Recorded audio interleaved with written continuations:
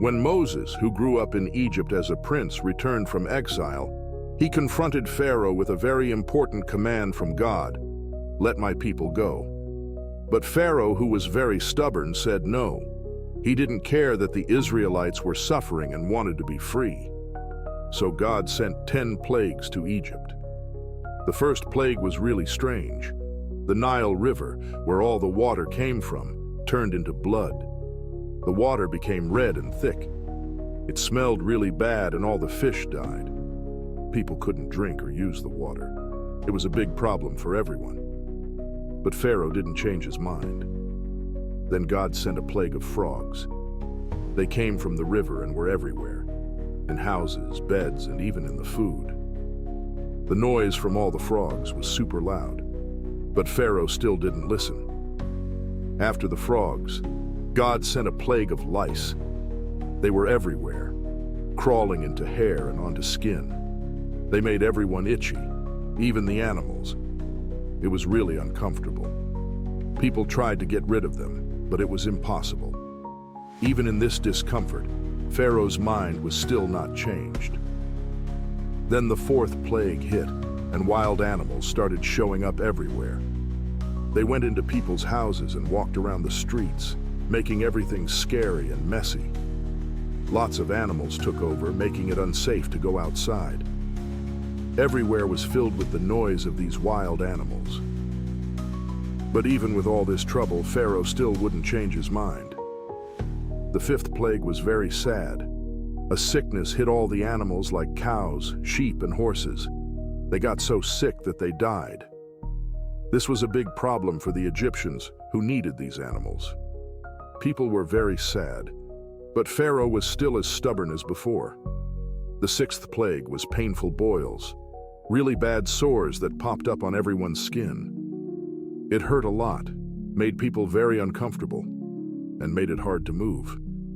It was a constant reminder of the ongoing plagues. Even with all this pain, Pharaoh's heart was still hard. Next, God sent the seventh plague, a huge hailstorm. This wasn't just regular hail. It was big chunks of ice mixed with fire falling from the sky. It smashed the plants and trees and hurt anyone outside. Egypt had never seen such a violent storm, but Pharaoh still wouldn't budge.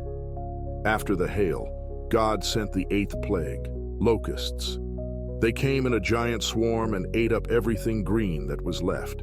The fields, the trees, all the plants. Everything got eaten up. The sky was black with locusts, but Pharaoh was still stubborn and would not change his mind.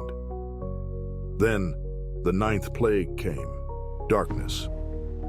But this was no ordinary darkness. It was so dark that you couldn't see anything at all for 3 whole days. People couldn't leave their homes, and it was scary being in such deep darkness.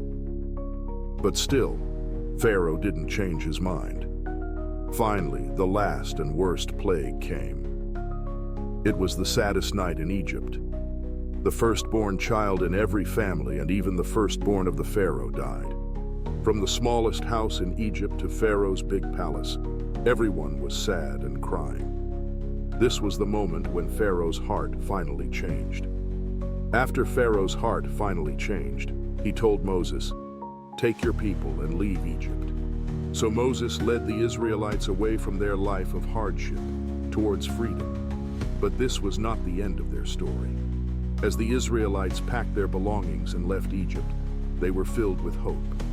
They walked with their families and animals, carrying bread that hadn't even had time to rise. The night was quiet, but their hearts were loud with joy. But soon, Pharaoh's heart turned hard again. He thought, "What have we done, letting all those people go?" So Pharaoh changed his mind. He called his soldiers and got his chariots ready. With his army, Pharaoh chased after the Israelites, wanting to bring them back. The Israelites, seeing Pharaoh and his army coming closer, were terrified. They felt trapped with the Red Sea in front of them and Pharaoh's army behind them. They cried out to Moses, scared of what was about to happen. Moses told them not to be afraid.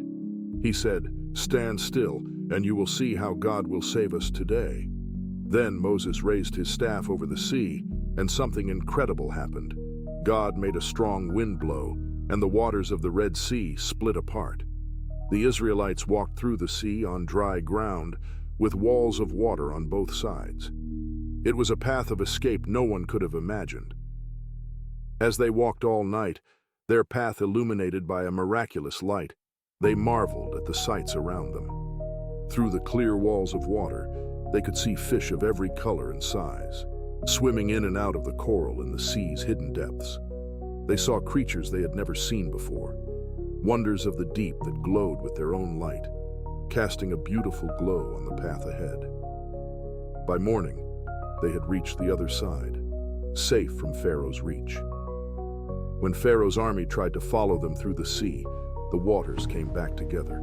The chariots, horses, and soldiers were all swept away. Pharaoh's army couldn't hurt the Israelites anymore. After crossing the sea, the Israelites knew they were truly free. They sang and danced, praising God for the great escape. Moses and the people looked back at the sea, thankful for the miracle that led them to freedom. This incredible journey showed the Israelites that with faith in God, even the deepest waters can part, making a way where there seemed to be none.